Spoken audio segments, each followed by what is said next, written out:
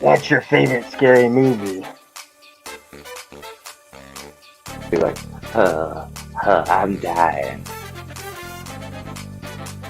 If some guy came up to me and said, "Hey, big guys," I'm like, "It's over and done. We're married now." Someone in the movie, so I'm like, kiss. But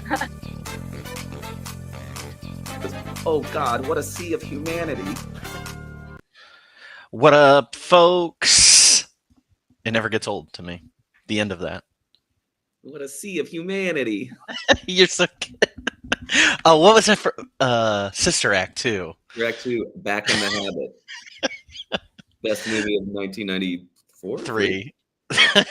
I was waiting on somebody to say Hudsuck Me Sideways because I just knew that somebody I would wasn't say. waiting on that, but I guess it happened. I was. Yeah. I've been waiting on it for a week now, so. Well, hello. I'm so terrible at this transition, but hello and welcome everyone to 52/1994, the live movie conversation podcast where we discuss movies from the year 1994. I'm your host, Cody, and I'm joined by my co-host this week, Ryan. If this is your first time joining us, welcome in. We're happy for you to join us today. Just to give you a little bit of a heads up, so what we're doing is we watch 52 movies from the year 1994. Important movies released this year. We're trying to do them in like different categories per month. Doesn't matter if these movies are good or bad or somewhere in between. And then I have a guest host on to talk about them who has watched the movie with me and see if they've what they think about it, and then see if they've seen anything good lately that they can tell people about. But enough of that. Ryan, welcome. Thank you for coming. How are you, sir? I'm doing well. That's all correct. You got the name of the podcast right. The premise, my name. I hit all the major points. We can go home. Yeah, easy game. I'm happy to be here. I chose this movie, or when you gave us choices, it was definitely one I put my name down on quick. And because why? I guess is well, I love it. I remember loving it. I probably haven't seen it since college, but obviously Coen brothers are, I mean, it's not a big, crazy take to say that they're amazing directors that make beautiful, unique movies. This is kind of a forgotten gem. I will say, I don't remember, we went to the same college, and at college there was one film class. Did you take that class? I did not take that class. I wanted to, but I did not. I did take that class. And this was one of the movies we saw because we went to a Christian school with some, like conservative rules and politics around it. So in film, it was a decent film class. We talked intelligently about good film, but we also like needed to pick things that were a little Harding appropriate, a little like Christian college appropriate, right? Mm-hmm. And so this was a good one because there's so much filmmaking to talk about. It's such a unique thing. The little early trivia, it's the only PG rated Coen brothers movie. Yeah. So it was very safe in that context, but still had great cinema in it. And I was kind of blown away. I probably had seen Lebowski and a couple other Coen brothers things, but hadn't gone through a deep dive of watching them all yet. But then it's about 18 years ago I last saw it. And I just, every now and then will remember it. And I'll mostly only remember, for kids. The meme there, but I always talk highly of it, and so that's always a little scary when you've been talking like really highly of a film for years and years and years, and you're like, oh, I guess I should go back and watch that and see if I still feel that same way. Yeah, no, I feel the exact same way about that because I loved this movie the first time I saw it too, which was either in high school or in college, trying to watch as many Coen brothers movies as I could, and this one is an odd one from the Coen brothers, I think. Like it fits with the Coen brothers aesthetic and especially some of their like comedies and stuff like that. But I feel like filmmaking wise, this is one of the, I think like it's really well done.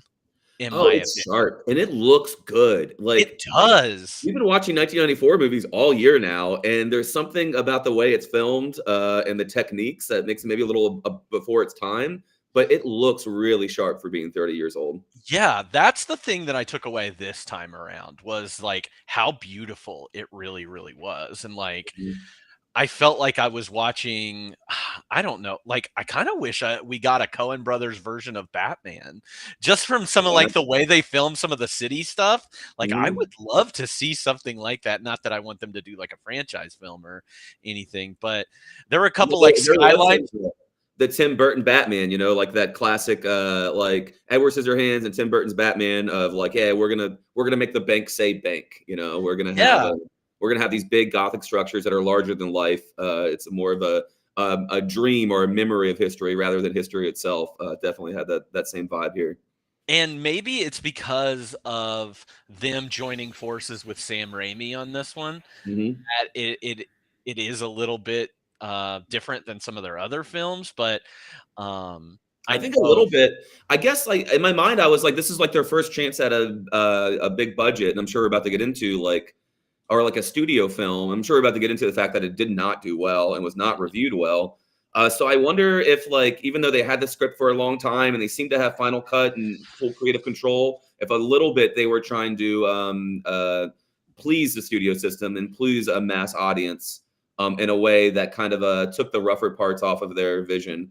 At the same time, it does feel like a Coen Brothers movie. There's a million things they Yes. do in this movie that they do in every movie. Yeah. So there's all that stuff too. But it feels like a little, hey, we made one for normies here. Do you guys like it? And the resounding answer in 1994 was no, we don't like it. For some reason, it gave me the same vibe as a series of unfortunate events. Like I would love for them to redo that movie as a Coen Brothers PG movie. Mhm.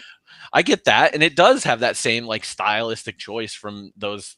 It is dark, like it's not a bright city, especially for Mhm. having a main character like Norville Barnes. It's not a very dark or not a very light shot movie. It is dark. You're in the city, and that's why I kind of compared it to like a Tim Burton Gothic Yeah. Batman esque. Well, and I think Batman even is a little grittier. Like this movie, and I think like Lemony Snicket movies, like they're dark, but they still feel safe. So you have Mhm. directors like that, like Wes Anderson, right? Like when he goes and makes kids films, like he makes them brilliantly. Like he doesn't have to adjust that much. He has to take a lot of the irony and like kind of like ennui out of them. That's very like wealthy adult coded. But it's easy for him to switch over into kid stuff. So it would be cool to see Coen Brothers kind of do something like that. Yeah, and when I was watching this with Alyssa, she actually brought up Wes Anderson, and Mhm. I think it has to do with the fact that every shot kind of seems very symmetrical in this Yeah, movie. very Everything is boxy, super very symmetrical. composed. Mhm. Yeah, everybody's in the middle of the screen, kind of thing. So yeah, it did give me some Wes Anderson vibes. I'd love to know if he had any kind of inspiration from a movie like this. But That's true. let's There's some camera movement. I watched it twice. I noticed some cool camera movement the second time, but there's not a lot. And that also has a storybook quality. Like you keep like turning pages into the next shot, the next painting. Wes Anderson does that too. Not a lot of yes. camera movement. Yeah. It is very and a picturesque paintings. Mhm. That's what I thought every time. And again, that leads to me saying like it's very beautifully shot. Everything does look like it is some kind of beautiful painting from Mhm. this world. So let's go ahead and talk about it. Give a little bit of details about this movie called The Hudsucker Proxy. Not a great name. I mean, it is a great name, It's not but a great not a one. great name if you're trying to sell a movie. I think like Yeah. Everybody goes, I don't know what that is, but I find it a little off putting yeah, immediately. Yeah.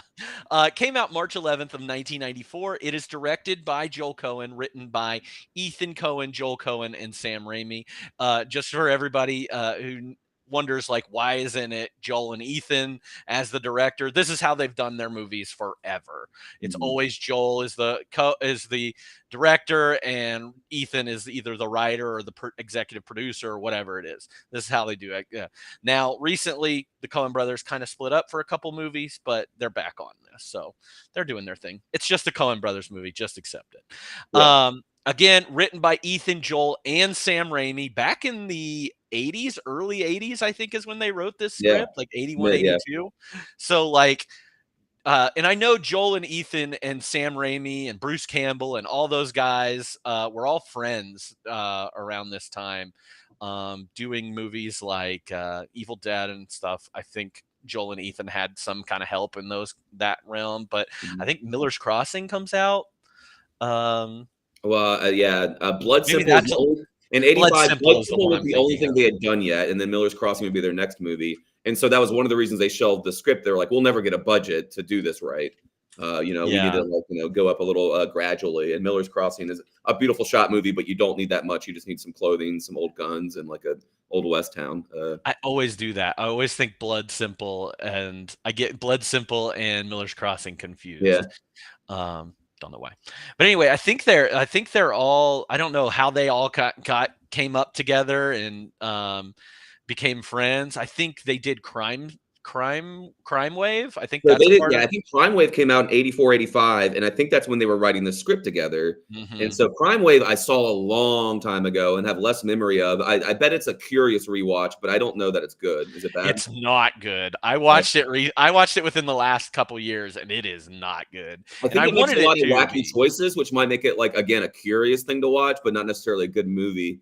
But that is a movie that has a lot of neo noir aspects, like Hudsucker does, and then has a lot of movie references. I was reading like B movie and horror movie things. It kind of throws everything at the wall. So I wonder if they were making like a city movie, an urban movie, and talking about old Hollywood vibes. That like out of that they talked about other like movies like MGM musicals and screwball comedies, very New Yorky, Art Deco kind of movies too. And then maybe like that this script kind of spun out of that a bit.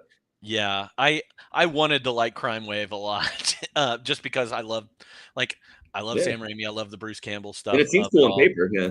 It does. It does. It seems really cool, but man, I did not like that movie. It was not my vibe, but that's okay.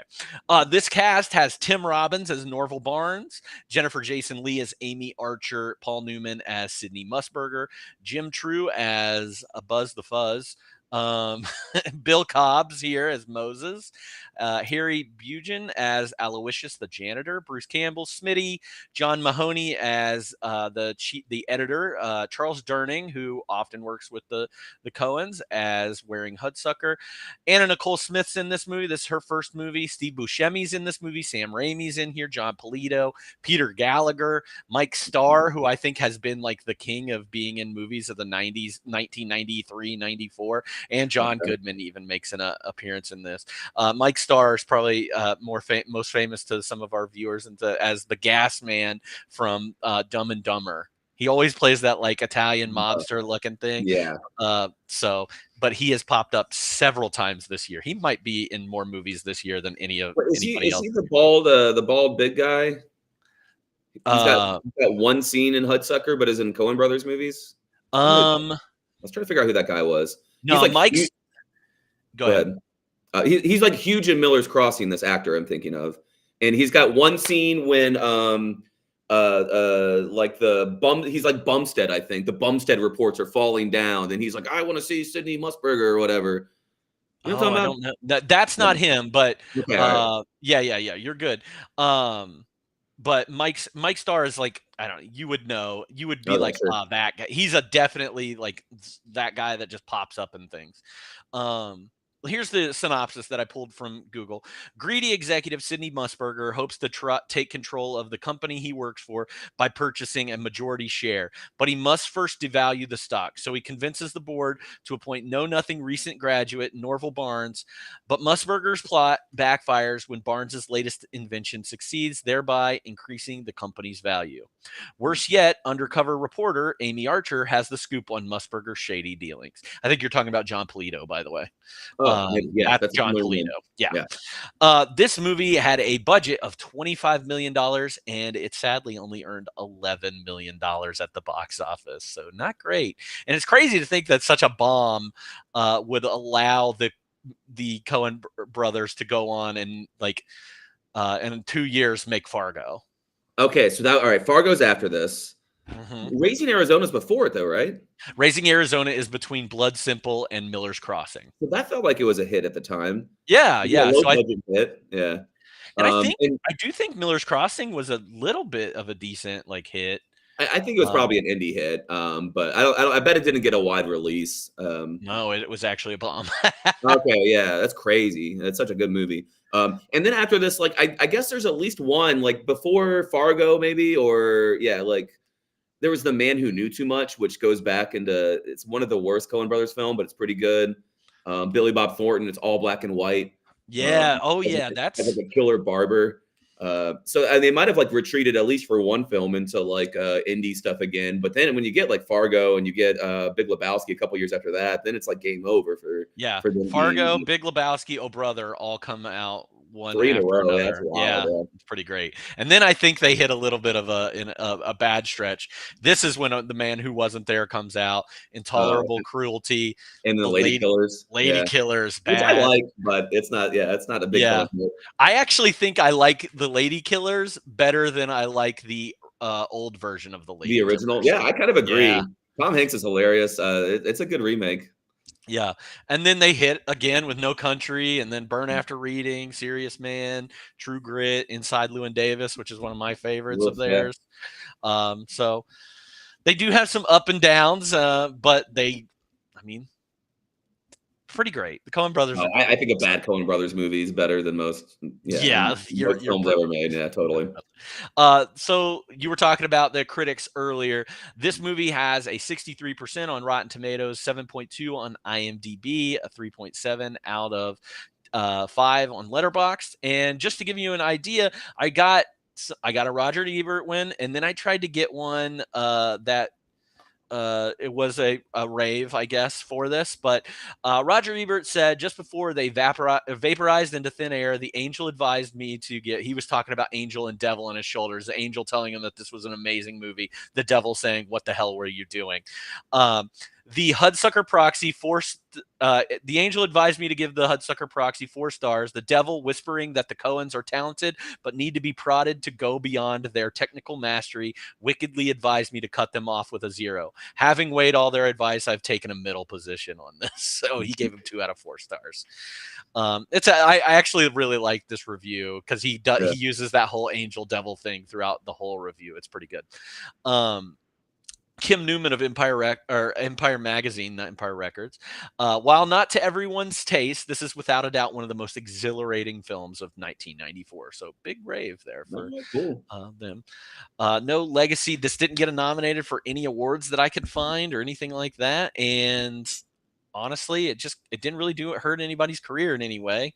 So when I skimmed reviews, the reviews seemed confused. Like some of them were like, this is trying to be too deep, and others were like, this doesn't have anything to say.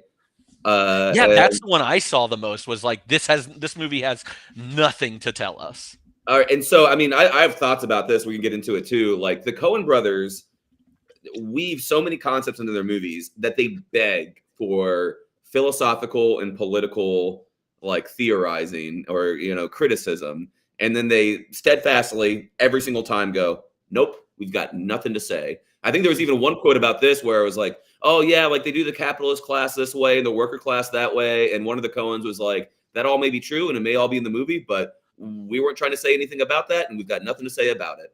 And I can't help but watching this movie and find like deep philosophical motifs in a lot of their movies. I feel that they're about absurdism and nihilism and about history and class and again a lot of capitalist like critique in there, but they've always steadfastly said, nope, we got nothing to say, we just like movies and we like putting cool shit in movies. I feel like they did that really, like they almost put it so overtly in their most recent one, which was The Ballad of Buster Scruggs, where it had like multiple stories in that, and some of them felt like they were going, but even the main story of like Buster Scruggs, it's like I'm not telling you how to think about this bad guy who's we're supposed to root for. It's just a funny story to us. Like it's absurd and everything. So I feel like in that movie, it really shines. But they hide so many references and symbolism that you have to be like, oh, why did they do that? Why did they call that?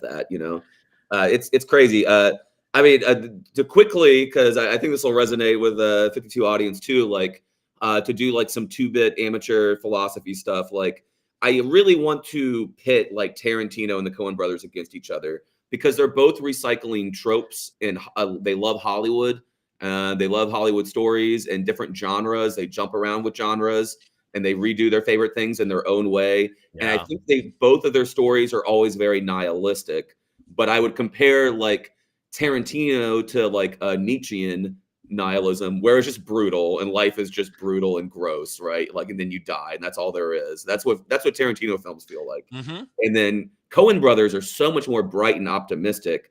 And I would compare that to like Albert Camus, who has an absurdist version of nihilism. Like, if you ever read The Stranger, it's just him wanting to die the whole time because life is meaningless until the second he's about to die. And he goes, okay, well, now that I'm here, like, I might as well do something, right? Like, might as well have a good time. Yeah.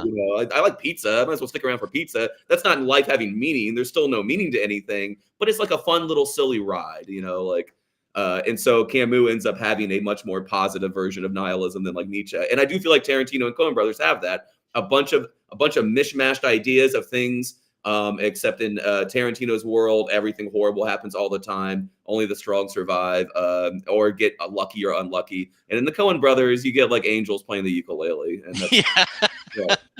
Well, and similarly too, not just in that nihilism, like both of those directors also have this like love for pop culture and movies and love. Mhm. You can see the love that they have for film and every cinema altogether. Whereas Tarantino's is like, hey, give me all that pulpy stuff from the 70s. Blaxploitation is a huge part of what I do.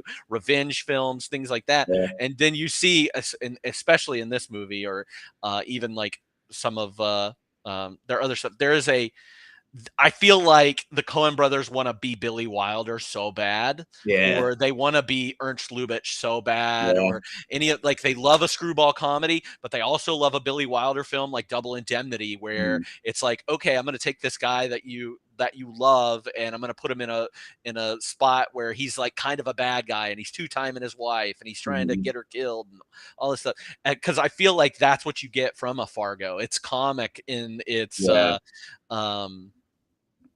darkness. It's a dark, bleak movie, Fargo is, but you feel pretty safe there because there's it's got to be a good person, like Marge's like relentless optimism, like is gonna like get you through a bleak existence. I think you're right. Coen brothers' taste in movies is older than Tarantino's, and so that's a big difference too. But they're both doing postmodern takes on the being obsessed with pop culture. And you're right to say that they're both really good at playing with ideas. I think there was a quote about Hudsucker Proxy was like, what if you took a Preston Sturges character and put him in a Frank Capra film, and that should never happen? Like, and like you're supposed to understand that, like unless you're like a film nerd about these two people. And he's like, and that would they kind of just play with the toys, and they know how they work so well, they can math out what's going to happen. And then again, what if you did all of that inside Fritz Lang's Metropolis? That's Hudsucker Proxy, right? And that then, is Hudsucker. That's for them, That's really great. What was I going to say? And then you throw in Sam Raimi, who is also classically like, I love the Three Stooges. I don't give a shit about anything else except for the Three Stooges, because that's the stuff that I find funny. And then you just shove that in there, and that's exactly what you get in this movie. I love Sam Raimi, but that's also why Sam Raimi will never be the Coen brothers and Tarantino. Yeah, I love Sam Raimi to death, and he's made one of my one of my favorite franchises of all time. But you're absolutely right. Like he and it's almost like he can't get out of his own way, because he does stuff in those movies that he's created that is brilliant. He has developed some of the best like filmmaking techniques that people still use to this day, but he cannot get out of his own way to be like, hey, let me make something actually good, like great, as opposed to just good. He's just a little boy at heart. I think that's part of it. Which is great. Yeah. And I look forward to every Sam Raimi movie that comes out, but and he should get back together with the Coens. Let's do another one of these. Honestly, that would be great. Yeah. So, all right, let's break down some of these scenes. I kind of had trouble with some of the scenes, but I mean, there were so many good things in this movie and so many like but there's a fast dialogue in this movie. There's a lot of montage, which makes it hard to pick out one scene where like it's more like one segment, one section. So yeah, I had a little bit of trouble with this, but there were a couple things that I really enjoyed out of the start. Although I don't know for you, when I rewatched this movie, the first 30 minutes of this movie felt so slow to me. My overall take is that the first 30 minutes are amazing. The middle 30 are really weak, or the middle 40, I think, are like really weak, and the last 15 to 20 go really hard for me. I love the ending of this movie. I think the ending's so good, and it almost loses you. If the ending wasn't so good, it would be a little disappointing. because every scene in the middle does feel kind of like, well, then this has to happen, and then this has to happen. We've all seen that before, right? Yeah, I do feel like the montages are mainly in the middle too, right? Yeah. Like, yeah, that's where we get the hula hoops. That's where we get a lot of So that scene. pride and downfall, success, hula hoop, pride. He loses his soul very fast, a little too fast for like being great writing, and then like he's go downfall all the way into his like It's a Wonderful Life moment, and brings us back to the opening shot. Yeah. But yeah, the first thing I think the opening monologue coming in into Tim Robbins about to jump off a building on New Year's Eve through the miniature city they built is gorgeous. You get Bill Cobbs is doing the narration, right? Yes. Yeah. Who we lost to this week, right? Bill Cobbs died like on Monday or Tuesday or something. Yeah, he died really recently. So yeah. But so it was kind of great. I was like, oh, I know that guy. I know his face. And I bet I've seen him in a million things. So it was kind of sweet to me where I got to like give tribute to a good actor who was in a million movies because I got to see something that had a lot of cool stuff to do in.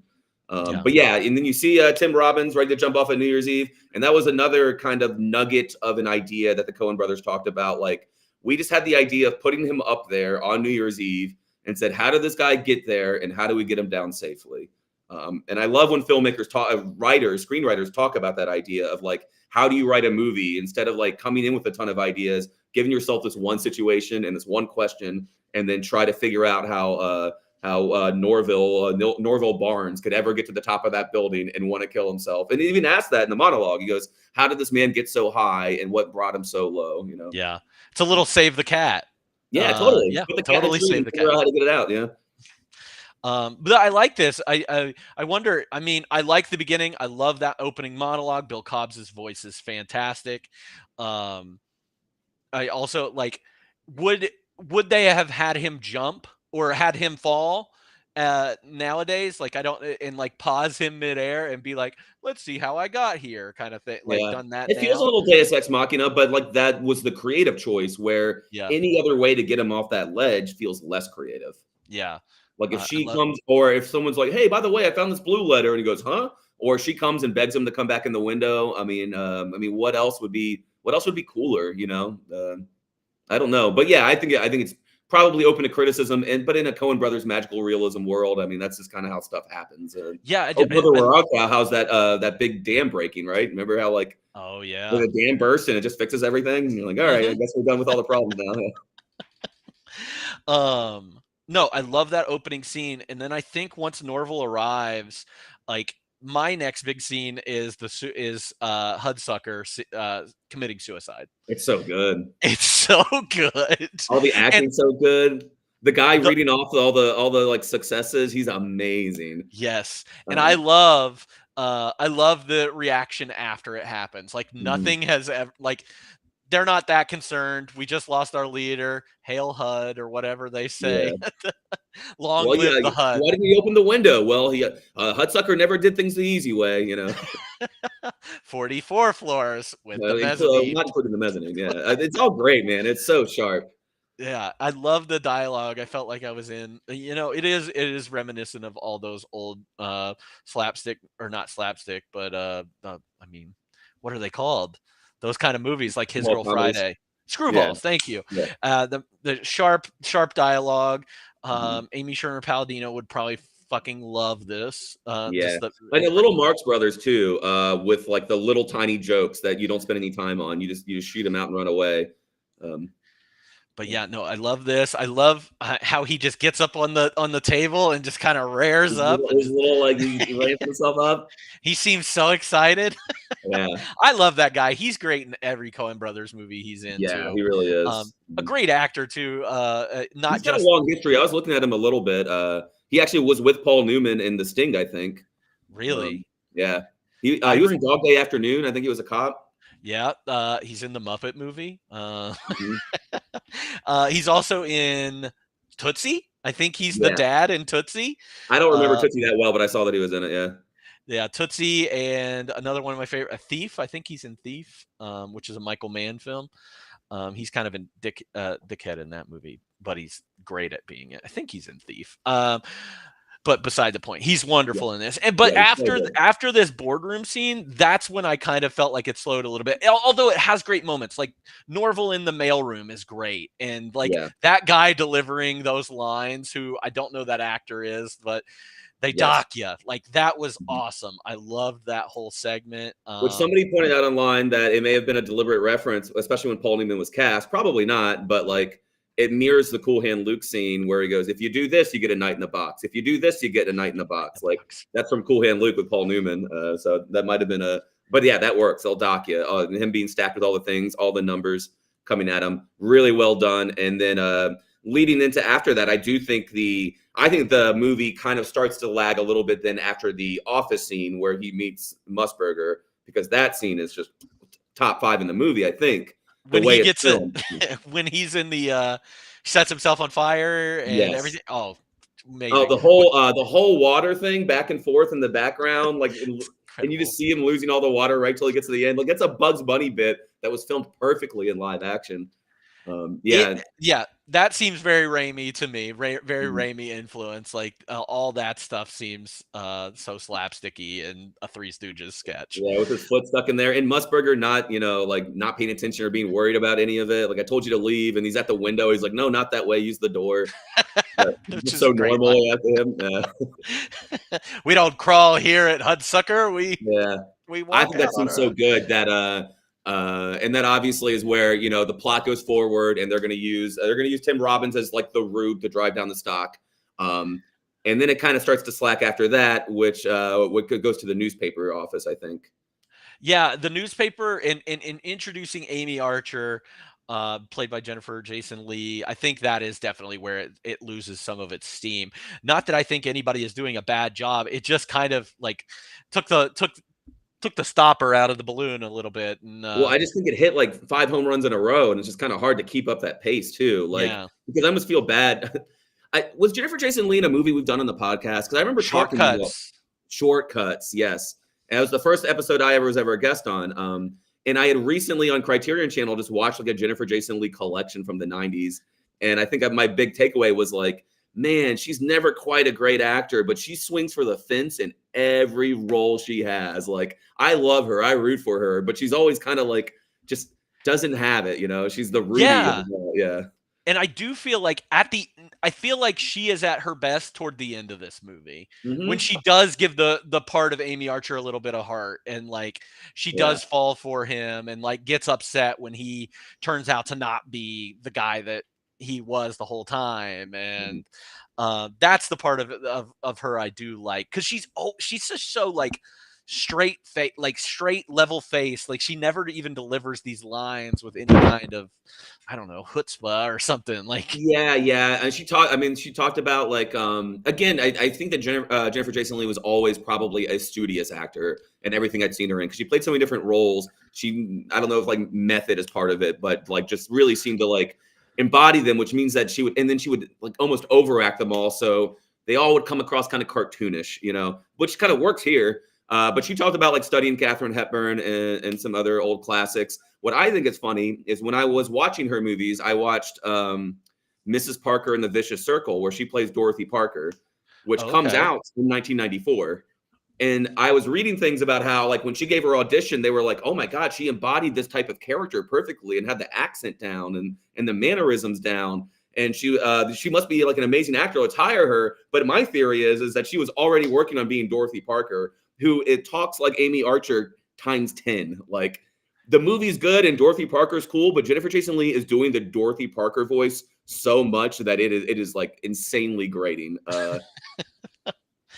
But Oh, well, so I wonder if like one of those led into the other, and she just like nailed an audition because she was already doing like had studied to do one like kind of a fast talking yeah. 20s flapper gal and into the other one.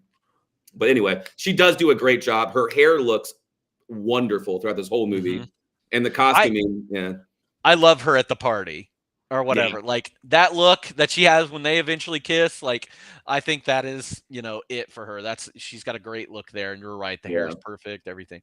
And she's got an interesting career too. Like I feel like she kind of disappears in the late 90s a Mhm. little bit. But like after this, she does like Dolores Claiborne, and that's like the next big thing that she does. She was single Um, white female, right? Like, Single White, that was in 92.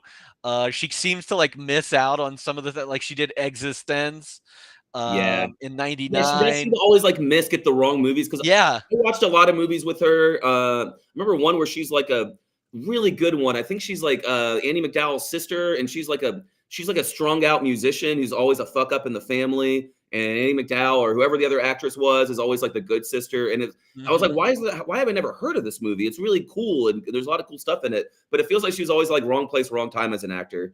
I will say to bring it full circle though, in The Hateful Eight, she does some crazy good acting, right? Like, yeah, oh yeah. And it's weird to me that I mean, I don't know. Like, did she miss out on doing a lot more roles like The Hateful Eight? Like, kind of, I or don't did she know. like lose a lot of roles to like the Winona Riders out there who I That's don't true. think can act as well as her or try as hard, but like are maybe just more naturally like what people want to see on screen. I think She's that could have been been part of it. and she's been working the whole time. Like, she's never not been in, she's done stuff consistently every year for Yeah. the last 30 years. So, Well, so she's I always working. like I have those criticisms about her, but ever since I kind of went in that deep dive like a while ago, I was like, oh, this is one of those people. If they ever come up, I want to talk about them for a second because I think she deserves more credit than she gets and more Yeah. memory and love for her craft. Yeah, not that she's not pretty, because I do think she's very pretty and everything, but I do feel like what Ryan said about like, um, just missing out because of the Winona Riders of the time, or the Madeline Mhm. Stowe's, or the Andy McDowells. Like, they're Yeah, just like right there. And I feel like there's a couple other actresses like that. Like Nancy Travis, I feel like probably missed out on a lot of roles, and Elizabeth Perkins probably missed out on a yeah, lot of, right. because they were just like right there, but not Winona Ryder, and not And that's how it works. Uma If you listen Thurman. to actors talk on a podcast or whatever, they're always like, I would always go up against these three guys, Yeah, and and they would always get them. But yeah. yeah, she does a great job. She looks great. Like she's doing everything the script asked her to. She's nailing these lines. It is, hmm yeah, she's a lot of great words and like written screwball stuff in there. And yeah, she seems effortless in the way that she can talk like a 200 words a minute. Um, The scene I like in particular, in the newsroom, or when they're finding that, is when those guys when those guys agree to bet on, you're like, $3 she bet, or she says something about her Pulitzer. I thought that was pretty funny, and she came in, yeah, I stake that on my Pulitzer. I yeah. love So that. that was the scene we got to. That's the next one. It's where the movie starts to go downhill a little bit. I think the next scene I had that I consider an important one is the party scene with the romance, where they talk about karma. And that's before he gives them the hula hoop idea, right? Like Yes, right he before actually goes straight into it. Like it's like yeah. with that kiss, he finally is ready to like pull the trigger and be confident and do the hula hoop thing. And the karma scene's interesting. There's a lot of funny jokes in there. There's a lot of good things. Again, like they talk. I think I read a little bit that they did like use this motif. It's very Coen Brothers. Again, putting meaning to it. They say don't ever do that, but you can't help but do it. Where there's a lot of circles in the movie. And they're in contrast to the vertical lines, like the vertical lines of the long table, the vertical lines of all the buildings. The buildings, Again, I yeah. want to put that on like a Western capitalism, like going to the top kind of thing versus like an Eastern peacefulness of the circle. Because they talk about the wheel of fortune that doles out justice to everybody and reincarnation and karma. But then you have the hula hoop, the frisbee, the straw, you have the pocket watch, the clocks everywhere, round glasses all the time. I noticed a lot of talk about Big Daddy Earth spinning around the sun, that kind of stuff. So this karma scene is kind of like if there is a thesis statement in the middle, it's them coming together, talking about like not needing to like do the rat race so much and just just have faith that like everything comes around. You'll always get your due, that kind of thing. It's pronounced karma. Karma. Which is one of the better lines of this. Well, he says like, the Hindus say this thing, and the beatniks too. It's what your beatnik friends call karma. Karma. No, I agree with you. That's the next, and then the hula hoop. This is when the creation of the hula hoop, which brings back in the boardroom members, with all of their questions. Hilarious. Freaking great. And then What we if you get into tire before you're done? The guy says like 4 times. What if you tire before you're done?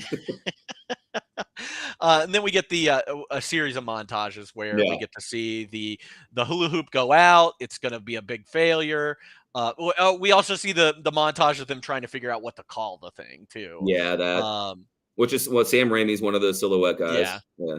And then you see like it's not successful, and then all of a sudden it very like it is kind of like a Tim Burton Pee Wee Herman scene where the hula hoop rolls out of the shop and goes to that one kid. It does seem very Pee Wee Herman. That seems like it could be some Raimi influence too, yeah.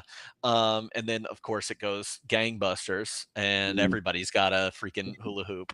And then capitalism succeeds. Well, and then it's so fast, like it's funny. But I don't think we get anything like. What's up? No, go ahead. I was like, there's the shot of her on the train. Like she gets pushed to the side, I guess, at some point. And there's a shot of her in the train reading a newspaper that's like, "Idea man strikes it big" or something. And then there's like 2 quick scenes, and then all of a sudden, like that, she's reading another newspaper on the train, and it says, "Idea man treading water." Like he immediately, like he gets like big into the hula hoop, and like a week later, everybody's like, "All right, but what have you done lately, man?" Like, he comes up with the hula hoop for obese people. Yeah, and bigger hearing.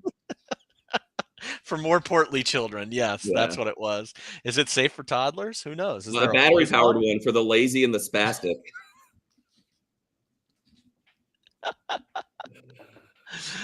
So then he starts to lose his soul. He's big for his britches, and he's not trying to come up with new ideas. He's like, he starts being like, "Well, I don't need compensation. I'm just happy people are using it." And then all of a sudden, very quickly, is like, getting like cucumbers on his eyes and shaves and stuff like that, being uncreative, and then and just being kind of an all-around dick. Yeah, and then I feel like we get the final, like, he's a huge dick when Buzz comes into to meet him. And I had the Buzz Sucker as the next scene, as my next scene anyway. I should have made my name the Buzz Sucker. There's still time. The Buzz Sucker, which is the bendy straw. And okay, so I need your help with this scene a little bit. Does he see himself in Buzz and is also like floundering at this moment, so he's going to steal Buzz's idea, or does he truly think that Buzz's idea is stupid? I read it as, and that's a good point. Like chat saying, like it does feel like a natural thing that he fully loses his soul when he steals an idea, and so it makes sense that he would have stolen the straw thing. It didn't really occur to me. I think both times I just thought he was a moron. No, that's what. And in the movie was like, "Oh, he's just an imbecile. He just doesn't see these patterns, right? He doesn't get it at all. He just thinks it's dumb." Yeah, that's kind of and obviously the next thing that comes out is that he stole the story from Buzz. Or he stole the dingus from Buzz, the original idea. I missed that both times. Like I think both times I watched it, I missed that one little section where the story comes out, because I just know that now. Like I remember him slapping the thing down where like they find out that like Amy Archer's been playing him, and then all of a sudden he's on the outs already. And I was like, I didn't realize that was published, that he stole the story. And then so both times when Buzz eventually punches him, which is hilarious, that he's like, "Mr. Musburger told me you stole that hula hoop idea from me." Like everybody's so dumb. He's like, I believed him. I believe that I have that idea now. Like I rewrote history. How dare you do that? Even though he knows he didn't come up with it. But I do think that the Norval is so stupid that he doesn't even think about to steal the idea for the bendy straw. No. That's what I was thinking the whole time. Like he's just too dumb to even know that this is actually a really great idea and you should go with it. Because the movie doesn't do like what Big does, or like a Willy Wonka thing where it's like, no, this guy has a billion ideas. Like the funniest bit is that he comes in with one idea fully formed, and he doesn't like go on long things about like, and I want to create more than that, and I want to make toys, and it's also like a funny note that you never figure out what the Hudsucker like business does. Oh, like, no. Eventually they make hula hoops, but I think that's like a great commentary too. It's like, no, we just have money. Like we put it in a million things. We spend it on a million things, and we make a lot of money back. But like, we're not an insurance giant, we're not a toy manufacturer or anything. Like we just do business. That's what we do. Yeah. No, I love that I do love that we never find out what the Hudsucker actually does or anything. But love the Buzz Sucker. It does lead to this like Bedford, or George Bailey doesn't exist kind of world where Norval does come out and like is going crazy. They're going to put him away in the booby hatch. There, which I love, is a great name for an insane asylum. The booby hatch. This is great. He's down on his luck. He goes to the Beatnik bar where they don't serve alcohol. Yeah, and that's it's a very George Bailey moment. You're right. That clearly is all coming from It's a Wonderful Life. And before that, almost the entire plot is Mr. Deeds Goes to Town. Yeah, yeah. Which I reporter, a guy stumbles into money and power, an innocent rube from the country, and then a wise talking city reporter pretends to be from his hometown to get in goods with him to get the story, and then eventually falls in love with his his charm. That's the plot of Mr. Deeds for sure. Mm-hmm. So very, I don't remember who did. Did Capra do both of those? I know Capra did It's a Wonderful Life. Did he do Mr. Deeds? I think he did Mr. Deeds. Yeah. Yeah. It is very Mr. Deeds. That's all I could think of the whole time. Was Mr. Deeds Goes to Town, and he's down on his luck. Then, and which leads him to he has a very doesn't he have a big scene with Amy that and he kind of blows up on her, and that's when he goes to the top of the building. Yeah, she tries to snap him out of it. She feels bad, and she's not mad at him anymore. She's like, she says, look, I've seen you be like a wide-eyed innocent, and I've seen you be a jerk, but I've never seen you be a quitter. Like, we can do this. I can help write the story. We can turn this around. And what I do love about these types of movies, I'm trying to think of others. When silly movies can do sentiment through silliness, can make you feel sentiment through silliness. So it is the most absurd thing in the world that she uses the Muncie fight song to try to cheer him up or whatever. But I feel it in that moment. I was like, oh, that's really sweet of her to do this. Yeah. And she's really trying to get him out of it, but it's just not enough. And he goes, screw off. Once you're dead, you're always dead. Just ask Mr. Hudsucker. And then goes drunkenly into the night. And maybe then gets punched by Buzz. Oh yeah, goes over to Buzz, finds Buzz. Buzz has that talk with him, and then he goes up to the top. And so now we're back to the beginning of the movie where he's about to jump on New Year's Eve because he's lost everything. And then he decides to go in, but the janitor locks the window, and he ends up falling. And here's what's lame, because Frank Capra was brave enough to make George Bailey jump off that bridge. Oh yeah, I forgot about that. And it feels like a 90s kind of wholesome pulled punch that he accidentally falls. And I've seen a lot of movies where they're like, no, I'm not really gonna, now that I'm here, I don't really want to do it, but oops, I slipped, and now there's still drama, but now it's me falling, not jumping. And I think it would have been a braver choice that if Tim Robbins jumped off. But I feel like Tim Robbins is too stupid. Like his character, Norval is too stupid to even make that choice. Yeah. Whereas George Bailey fully believes, and is a smart man, fully believes this town is better without me than with me, because my family's going to be in a bunch of financial trouble. Like, this is all about Norval and him. Well, and with George Bailey, you get him doing things his whole life. You get him trying to do things, having a bunch of hard-earned wins, a little bit at a time, nickel and diming his way to a good life for his family and his community. And he still gets crushed in the end. So you feel how crushed he is. He's like, I'm just ineffectual. But with Tim Robbins, with Norville, he's only got the one good idea, and then he's just been bumbling around the whole time. Yeah. Well, I mean, it doesn't make sense or whatever, but it's just an interesting thing that if it was in the 1930s, you could make a movie that was brave enough to make the hero jump off and actually commit to suicide, even if it doesn't work out, right? But in the 90s, maybe you probably don't do that as much. Yeah. The only other, I was just going to say a funny thing about George Bailey. I just gave him way too much credit for being smart, when I'm like, he's not that smart, because he gave that fucking money to Uncle Billy, and Uncle Billy's the dumbest piece of shit. Well, it's more like a blind spot for family. Fucking Uncle Billy. He should have been the one jumping off the bridge. I love It's a Wonderful Life. It's such a good movie. I love that movie. It's so good. Yeah. Good. Norval falls, and then we get a pause in this Deus Ex Machina, truly the God of the Machine, where Bill Cobb's character actually takes the his broom or whatever, and shoves it in the gears of the clock and stops time, which I think is a beautiful moment in this. Like, you see everybody in this moment. You see Musburger laughing in his office, Paz laughing in his office. The only thing that keeps moving, right? This is great. Tim Robbins keeps looking around, even though he's stuck in there. The snow keeps falling, which is just beautiful. Mhm. But I have another theory. A poorly developed character is the janitor, but the janitor is able to keep moving. Time doesn't stop for him.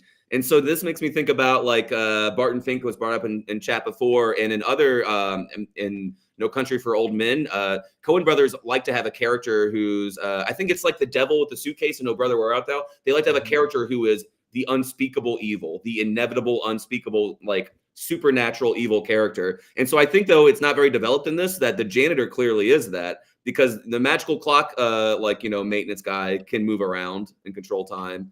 Tim Robbins, who's the point of it, gets to like talk to an angel. The snow gets to fall, but the only other thing that gets to move is this evil that's coming for this like fight scene at the end to whether or not like heaven and hell fighting to give Norville a second chance. It's pretty cool.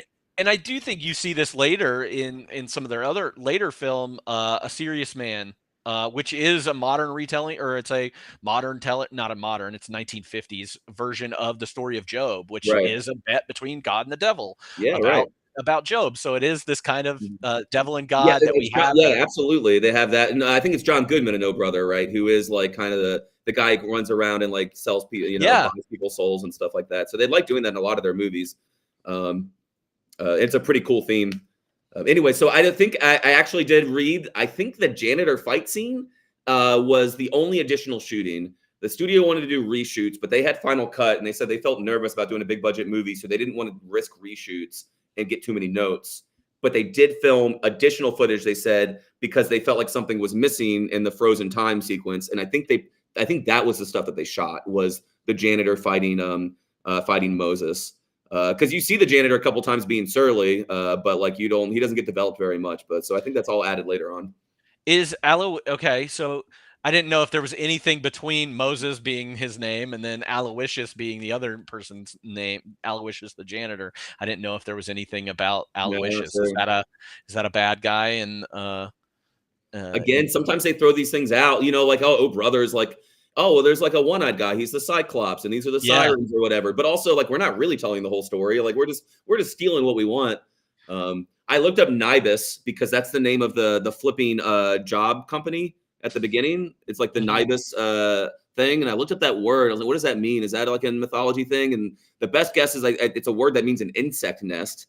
But the one that immediately jumped out to me is that the newspaper is called Argus, who is the 100-eyed, all-seeing giant from Greek mythology. Okay, and so it's a great name for a newspaper. Yeah, it's a pretty cool name. It's very Art Deco sounding too. To have the mythology name, but it's also like, hey, we're the all-seeing eye. So stuff like that. I didn't see a ton of other big references like that, other than the like 50s culture. Yeah. No, so I don't know why Moses was a name. But it's just he's a deliverer. It's one of those things where like sounds cool, right? Yeah. Yeah. What's a great name for an older black man? Moses. Yeah. Great. That's it does do the magical black man thing in this movie. Yes. Which is not great. It's always frustrating to see that in older movies, but also you get really great performances from really great actors, and I think this is one of them where I don't ever want to like throw that away, the baby out with the bathwater in that one, because Bill Cobbs is really cool in this. Yeah. Not quite as cool as he is in Air Bud, but that's a movie for another day. Yeah.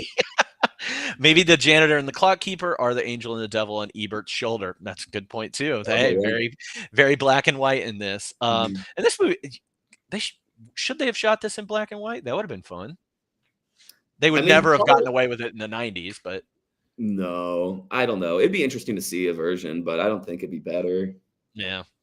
I just like black. Well, I mean, if they shot it on film and made it look as good as old, if they shot it on 90s cameras in black and white, but if they like shot it on film, like and got some good depth of field, it could have been great. They would have had to change a lot, but it'd been cool. Yeah, and we haven't even talked about Charles Durning's speech that he gives as wearing Hudsucker, while he is the angel playing shittily the ukulele. Time freezes. Norville's halfway to the ground, falling, and then he comes down. Hudsucker comes down in a halo with wings and an angel robes, playing a white ukulele, smoking a white cigar, and singing "She'll Be Coming Around the Mountain When She Comes," which is awesome. All of that's so cool. One of the things that I love about watching these movies is watching them next to Alyssa, who is not seen 90% of the movies that we're talking about, but to watch her jaw drop, like, what the fuck is happening as an angel in a, and not a serious movie to begin Yeah. with, but all of a sudden now an angel has come down from the middle of this. And it is something like if people like were casually watching it, I would be a little worried in the middle that people would be a little bored and not finish it. And it's one of those things where like you just got to watch to the end because the last 10 minutes is like so kind of uniquely cool that it has to be seen, But he comes down and he reminds Norville, hey, you didn't deliver my letter, the blue letter. Everybody freaks out about the blue letter. The blue letter. Yeah. That you had forgot about, the smoking gun, or the gun that Chekhov's gun. Yeah, right. That thing. They're like, oh yeah, like, and it's so obvious at the beginning of the rewatch. It's like, oh, it's so obvious that this is important. And then but as a dumb audience member, I just always forget that shit. And I'm like, oh, okay, cool, I see it now. I remember now the blue letter, which tells you that it basically says, hey, Musburger, you can take over the company and you'll get all my shares and everything, but whoever the board appoints will get my shares, but it'll probably be you. Be you, but if not, tough titty toenails. That's what my name should have been. Tough titty toenails. Again, I wish I think about my name before the last second because there's so many. If I was thinking about it the whole time, I could have done that. Great horse racing name. Is perfect though. I wanna bet on a horse that's named Extruded Plastic. Yeah, and then he also says some like again, this movie has a few moments that get to sentiment that almost moved me a little bit, but never didn't quite. The karma scene doesn't quite move me. My cat's committing suicide. Sorry, he's jumping off the building. Hey, baby, don't worry. You good? All right, sorry. And there was a few moments in this because he has a they do a weird plot thing where like Musburger's wife, who you met once at the party at the fancy dress gala, was actually like Hudsucker's like first love. But he says some things like like such is life, such is business, and then I think the last moment is very sweet where he says he goes on, it's like, well, whoever comes next should have the right to fall, the right to fail, because what does he say? Like in business and in love, the future is now, which brings back one of the first things you see, which is the slogan of Hudsucker, the future is now. Yeah. And then he, we got the fight between the devil and God at the top, and then he hits the ground and discovers, what he needs to do and deliver the blue letter or whatever. And then the next thing we see, I think him and Amy get together, and it wraps up pretty fast. Yeah. And I think it ends with the Frisbee scene where all of a sudden he's found his soul again. He's a genius and he's got another circle for kids. It's for kids. It's still for kids. Yeah.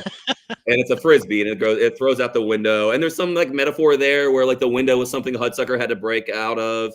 Then it was plexiglass that what's his face trapped the person inside the bad boardroom. But now the window's open and like the future's a free and brighter place. Everybody's safe. That kind of thing as the Frisbee flies out. And then that's the end of the movie. That's the end of the movie. Favorite character, or do you think there was some scene stealers? I've got my scene stealer, so. I'm gonna go. I think you might go for Hudsucker. I'm gonna go for the other guy, the guy with the little wispy hair who's talking about all of their assets at the beginning. Well, I was just gonna say the board as a whole is the board as a whole is this just hilarious, great scene stealer, and that guy included with the wispy hair, not to be confused with the guy with the eyebrows who tries to jump out. Before I know the guy that you're talking, he's kind of got like this, like, I don't know, higher pitched voice that. But he was killing his lines too with beautiful musicality and very fast talking. I mean, the Coen brothers also, they like. I don't know how to say this another way. They like using like making like rich fat old white men like bad and likable. Does that make sense? Yeah. Like Big Lebowski in The Big Lebowski, like, is the bad guy, but you kind of like him. And they like the jolly. That guy also he plays the mayor in Oh Brother Where Art Thou, who's like dancing the Big Rock Candy Mountain, asking for people's votes or whatever. And it's like he's a bad guy there, but you just you just kind of like these guys. They're very cute and sweet in a certain way. Again, going back to the optimism side of their nihilism, it was like, look at these villains. They're totally villains, but like there's nothing to be afraid of in life. That kind of thing. But in comparison, you think about who's the villain in It's a Wonderful Life, and it's Mr. Potter. Yeah. Mr. Potter, who's a big, Yeah, Lionel Barrymore, absolutely. Yeah. robust man. Mhm. A rotund man, I should say. Right. And he even So I mean, yeah, and I mean, I find Mr. Potter a little charming. He's very evil, though. I mean, yes. but like, I do think that there is a lot of good and evil in Coen Brothers movies, with things like True Grit and like No Country for Old Men being like exceptions and stuff. But that like the evil's always feels a little safe and cuddly, or like, don't worry, trust the wheel. It'll deal you out in the long run. Things will work out. I kind of like it. So the boardroom people are all like the bad guys, and yet they're wonderful. Man. Well, they're very circular too, so that goes back to that. No, it's true. It's in the circle. They're the circles, and the tall, thin guy who's the Aloysius, the janitor, is very tall and slender. It goes back to vertical lines. Oh, I forgot the coffee ring, which looks just like his picture that he shows everybody. The coffee ring covers up the job that he could have gotten, or the job he'll eventually get. But then like he leaves, and then they do a thing that's in a bunch of movies that they're referencing a lot. I think Brazil, is the perfect the certain reference I read about that, where the paper hits him in the face with his plate. Yeah. Maybe it's that the real villains are just normal people and not outwardly evil all the time. I don't know. I'm digging too deep into the board. Yeah, I mean, there's certainly some of that, because you do have like the John Goodman and Oh Brother and Barton Fink being the unstoppable evil, like the janitor kind of is here, and that's treated differently than like crooked politicians and like the radio guy who like takes advantage of people and Oh Brother and stuff like that. Those guys are a little more cartoonish. Yeah, which I like. Man, now I want to go back and watch all these Coen Brothers. I know, I kind of want to too. I bet like so much has been written about how the Coen Brothers write and direct movies that I'd like to read more about it. There is a book out by a pretty well-known critic named Adam Naiman, who just wrote a book about the Coen Brothers that it's been on my list for a while. So check that out. But yeah, Scene Stealers. I mean, the whole board I think is definitely it. Paul Newman does great, but like he doesn't quite have all the best lines to do it. But I did read that they were trying to like the studio kept offering up comedians to play that role, and the Coen Brothers had to push back a little bit, and they're like, we want a serious actor to play this role, even if it's goofy. And I think Paul Newman like works pretty great. Well, and I do think that Paul Newman is great for kind of getting the goofiness too. I mean, if you watch Paul Newman in The Sting or HUD or Cool Hand Luke or I'm trying to think. Sundance, Butch and Sundance. Oh, yeah. Like, I mean, they're totally funny, dry comedy and all those things. Yeah, I think I read two different things. One was the second one. I don't think is necessarily true. On IMDb trivia, it was like, oh, they wanted Paul Newman for the role in '85, but he said, "I love this. You should go ahead with it, but do it without me. I don't feel too comfortable in comedy."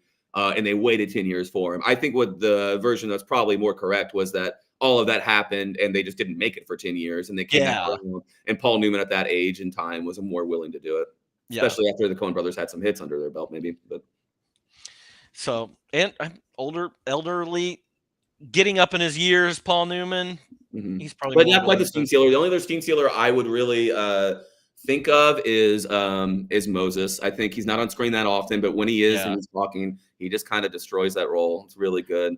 And some of the other side characters that we get are great in their roles, whether it is like in what they're doing, whether it is Bruce Campbell's Smitty or the editor in chief of like they're doing really well. I love John Mahoney in that role, in a more comic role, who's probably most famous for like Frasier than anything, being Frasier's dad, but they don't really like steal the scenes. They just are very adequate in the scenes that they're in. Well, there's like a sameness that goes to this movie, which made it like there are so many good lines in this movie, and yet this is one of the shortest like memorable quotes list I've made, because there's there's only a few lines that stick out above everything else. So that also goes with performances, like whether it's Smitty or the editor or Archer or the board members, like everything's just kind of in the same palette at this the whole time. I'm glad you brought that up too, because like when I was trying to go back through quotes and things like that, I was like, I don't know. Like there are very funny things in this, like the exchange between Norval and the mailroom guy in the beginning. Like it's a Mhm. very funny exchange. The boardroom, all of the things they say are very funny. Yeah, the long Um, scenes like that are always great. very Little good, just but little like word choices and little deliveries that are constantly great. I almost felt bad. I felt like it was going to undermine how much I love this movie and how much I love the dialogue in this movie that I couldn't pick out very many one-liners or quick quotes. Um, and the Coen brothers are also good at like finding those weird words, like Tombstone style of being like, let's find these like weird old-timey words and put them in places like yeah, the dingus over and over again is so good. dingus, booby hatch, all these kinds of things. And Um, before moving on, like scene stealers, like, can we also talk about like Tim Robbins killing this performance and Shawshank in the same year? That's yeah, pretty dope.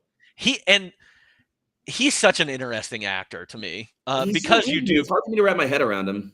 you get a role like Andy Dufresne in Shawshank, and it's a very quiet role, and it's probably not the most like dramatic role that he's ever been in, because he is a bit cold in that role, but he's so Yeah. successful in it. And this, he's just a goofball. He's more along the lines of his character in um, Bull Durham when he's playing Yeah. that dopey pitcher in that. And his But face is so good. Every time there's a close up and his like his hair's in his face or whatever, and he has to do little reaction shots, like he's killing the comedy like with his facial expressions, which is hard to do. yeah, so truly just I feel like Tim Robbins crushes. He can do comedy, he can do drama, and even shows up in like the weirdest roles too. Like I think about him in High Fidelity. He has a very tiny role in Yeah, High he's killing Fidelity, comedy there. but Yeah. he crushes it Yeah. for the like 2 minutes he's on screen, being that character that John Cusack just hates with a Get your ponytail. patchouli stench out of my store. That's what I always remember from that movie. But no, that is exact. I had Norval written down as my favorite character, and the Mhm. board as the scene stealers for this. So That makes sense. Yeah. definitely giving him his flowers Real for quick, that. did Tim Robbins win his Oscar for Shawshank? No, he did not. He won his Oscar for uh, the River, Mystic River. Oh, Mystic River. God, he's so good in that. Yeah, Jesus. Yeah, and that's a good, heavy, dramatic performance. Yeah, there's a that he's lot in of there. I mean, it's hard to get past. Yeah, like Sean Penn's squeezy face, crying, screaming all the time. But yeah, Tim Robbins is there doing the same thing. He has the head, like that's a heavy role in that. And I don't know if people remember Mystic River or haven't seen Mystic River. Really heavy, dark movie. It's intense. With multiple layers of like, hey, this is about a story that happens now, with some, with like a murder and all this Mhm. stuff, and It is a but great movie, and it's so good. maybe I'd have to look at his whole list, and I haven't seen a lot of them, but maybe Clint Eastwood's directorial best. I was just thinking about that. I was like, oh yeah, that is Clint Eastwood, That's and an Eastwood movie, yeah. that's pretty great. A So lot of great. maybe a little more trivia for that movie, but I did read and was fascinated that Tim Robbins is the tallest person to win a Best Actor Oscar. He is. He's like 6'6", right? 6'5", which is 6'5". funny because in my mind, Tim Robbins is short. There's something Really? about him, something about Andy Dufresne makes me think he's short, but he's not. He's not at all. He's huge. Yeah, if you remember, like him walking along in that prison line when he gets Mhm. escorted into the jail, he is taller, significantly taller than everybody there. Maybe So something about his character, like or the way he plays it in that movie, that my memory makes him think of him as yeah, like a little Weasley guy. But yeah, he's 6'5". I do think that is part of it. As tall as he is, he does He's a seem little hunched over because he's like Yeah, broken he's as all a person. Yeah. Mhm. That's how he plays it in that, which Yeah. again, credit to him just being a Yeah, fantastic actor. I don't feel like we've had much Tim Robbins of late. I mean, he's only 65, and I don't feel like he's been in anything right. significant for the last several years, but I could be wrong too. So, all right, let's move on to quotes. I didn't pull out a lot of quotes from this. Just a few, and it I looks just like have all a of them few. are Amy quotes. Yeah. I already mentioned a couple of them. I think the go-to quote like that is, if you're a fan of this movie, like the secret handshake is just to say, for kids. you know. And like I think if you did that around people, somebody and who loves this movie, if somebody did that around me for the past 15 years, I would have been like, Hudsucker Proxy, great fucking movie, right? So You're that is somebody they I could use it talk so many to. Yeah. times in different ways that it works really well. And I think the funniest shortest line in the whole movie is if a frog had wings, it wouldn't bump its ass a hopping. Which is It's pretty great. Yeah.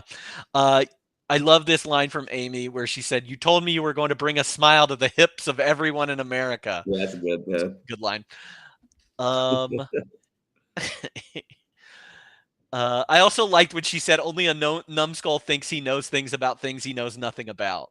Yeah. And the way that she says it, I think it's not the greatest line ever, but like the way she says it and how quick and snappy it is, Again, that is like Dorothy Parker too. Like the way yeah, that's written. Like Dorothy Parker made a ton of funny jokes, but she also would just like I mean, she wrote so much, right? But like she would write little one-line witticisms and she knew just how to bounce words around musically, both in comedic that's meaning, in deep meaning, but also in just like a fun way, even if it wasn't that deep. And then so that obviously she didn't write the line, but she was studying to be Dorothy Parker sometime around this time or whatever. And so being able to talk that way is very reminiscent of that. and credit to Jennifer Jason Leigh's timing in this movie too. Yeah. That scene when she is typing at her typewriter Mhm. while talking to Smitty, while answering the guy in the back, like the Mhm. timing that you have to have and the cadence of how you're saying these things, like that scene alone, even though it's not the greatest scene in the movie, but like Right. just the talent, what you say about like the musicality of what she's saying Yes, too that is also is important. You can say things really fast, but to be able to have this rhythm where somehow I understand what's being talked about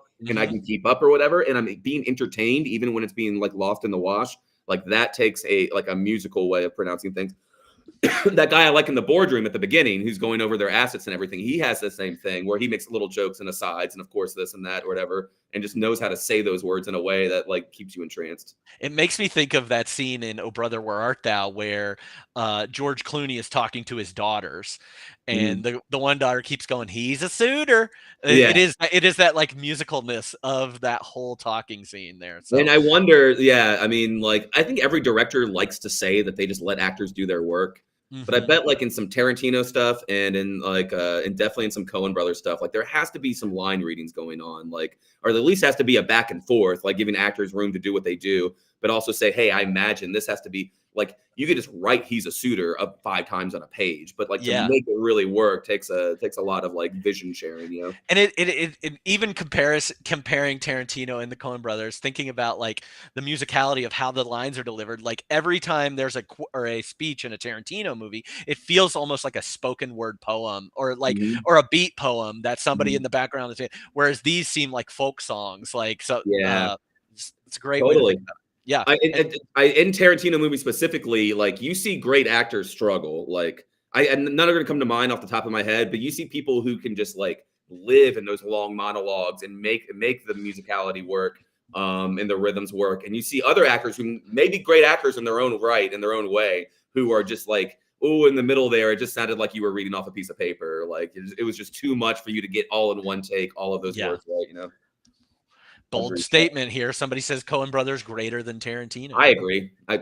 And I think they aged I really want to good. I want to go back now. Like I said, I'm very excited. Like I Mm, want to go and watch all these Coen Brothers movies because yeah. this one got me jazzed. And now talking about it, I'm like, yeah, let's do this.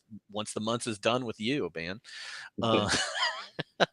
Uh, any other quotes that stick out to you? The only one, and it's kind of a quote, but it was a really nice moment where I love that she meets Moses. That didn't have to happen in the movie, but I like that Mm-mm. that happened, and it gave him something to do in the middle of the movie for a second.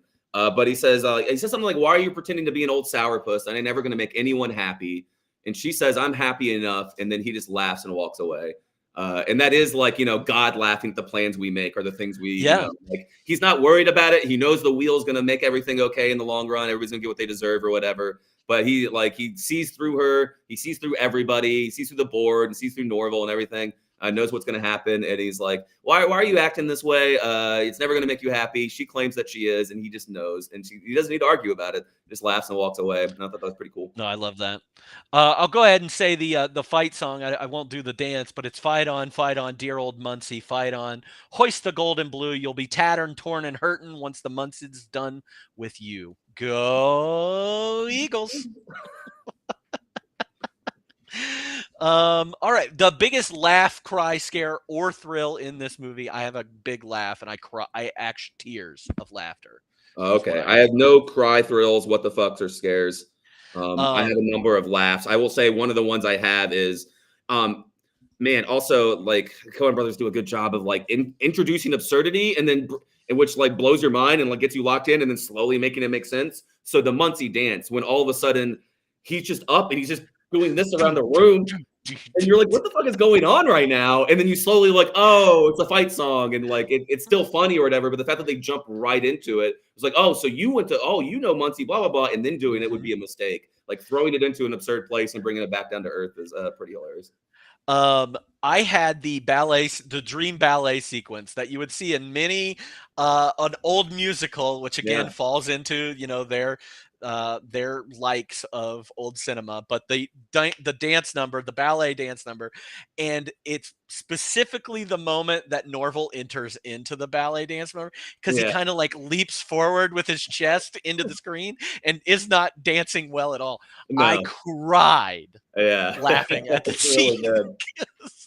It's so random, so good, and absurdist, and but so fitting for a what they're trying to capture with the movies in this time. And I mean, and it is a perfect reference to like, I mean, Sweet Charity has it. It's an American in Paris. American in Paris has the best one. Oklahoma has one, and that is usually how a like movie musical goes from, specifically a movie musical, not a stage musical, but will frequently go from the second act to the third act, which is exactly what's happening here.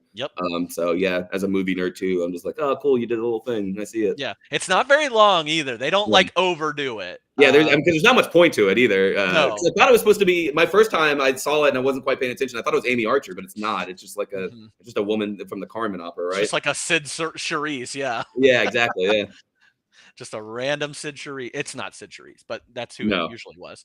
What the fuck that I had was just the again, just bringing back the magical black man trope that we see in these films, even though he fucking kills it. Like, right. No, it's a dumb trope, especially in a movie that's so just egregiously like white and and very traditional. And I'm referencing old stuff, and then becomes a problem of how to like fix those things. But yeah, it's unfortunate. And I think the other thing, actually, and I'll add to that now, is like it's not a huge part of the movie, and it kind of undermines the quote I just loved when she's talking to Moses about being like a sourpuss and happy and all that stuff. But there's a little bit where like it's got some dramatic irony where like Norville's like, oh, I bet this is an ugly woman who thinks she's one of the boys. That kind of thing. And then she has to go through this little identity crisis where it's like, does this dress make me seem mannish? And get slapped on the ass. Like that's a little gross, especially because it's not developed in a full way. No, it definitely isn't. So this is a good what the fuck moments. Best music moment? The use, I forgot to write down the ballet thing they use through the whole hula hoop